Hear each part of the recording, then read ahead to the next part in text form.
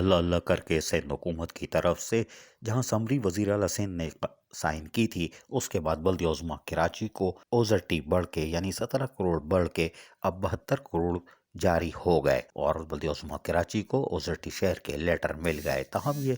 Bank میں clearance ہوتے ہوتے جمعہ ہو جائے گا اور جمعے کو 5 فروری عام تعطیل ہے کشمیر ڈے کے حوالے سے. اس لیے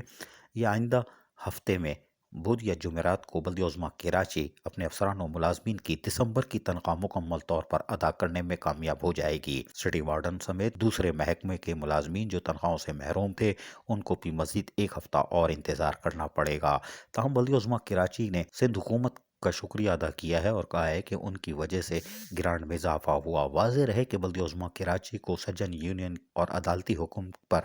گرانٹ مل رہی تھی، اس میں اضافہ نہیں ہو رہا تھا اور آنے والے ایڈمنسٹریٹر اور میئر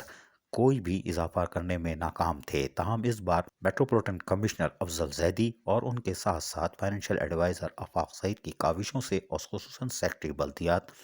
کی بھرپور کوششوں کے بعد secretary finance, chief secretary Sindh اور وزیر اعلیٰ سندھ سید مراد علی شاہ نے باقاعدہ سمری پہ سائن کر کے بلدیہ عظمیٰ کراچی کو ایک مالی بحران سے نکالنے کی کوشش کی ہے. تاہم 72 کروڑ کی گرانٹ جاری ہونے سے کچھ آنسو ضرور خشک ہوں گے، لیکن بلدیہ عظمیٰ کراچی کے افسران و ملازمین فی الحال جنوری کی تنخواہ سے محروم ہے. لیکن بلدیہ عظمیٰ کراچی اپنی ریکوری ہدف پر اب پوری توجہ دے رہی ہے اور کوشش کر رہی ہے ریکوری کے ہدف بڑھا کے 20 فروری تک جنوری کی تنخواہوں کو بھی فوری طور پر شروع کر کے معاملات کو درست کیا جا سکے، جبکہ ریٹائر ملازمین کی پینشن بھی بر وقت ادا کر دی جائے گی. لیکن بڑی ہوئی پینشن کے لیے مزید اور کموڈیشن کے پیسے کے لیے 4 ارب 26 کروڑ کی امداد جو یقینی طور پر سندھ گورنمنٹ سے آنی ہے اس کا انتظار ہے. عزیز عارف، KBS بلدیاتی نیوز کراچی.